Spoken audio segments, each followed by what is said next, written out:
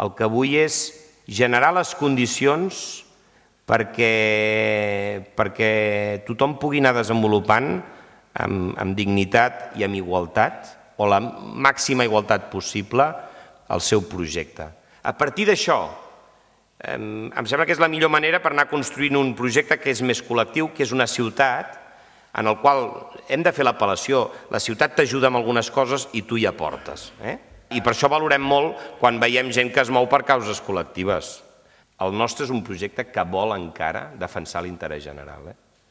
I ho he dit moltes vegades, no s'especialitza en un determinat segment social, però nosaltres aspirem a representar tothom. Llavors, la idea de Barcelona et pot il·lusionar i amb alguns els pot, potser s'han sentit. Però nosaltres hem de recuperar allà on haguem perdut la capacitat que aquesta és una ciutat que sempre ha treballat per ells. Ara que el món és complicat i té les seves regles de joc. Per tant, Barcelona no és un punt calent, no és una família, d'acord? Però sí que genera les condicions d'igualtat i de justícia perquè tothom es senti acompanyat. Llavors, una ciutat o té uns mínims valors que compartim o, si no, és impossible.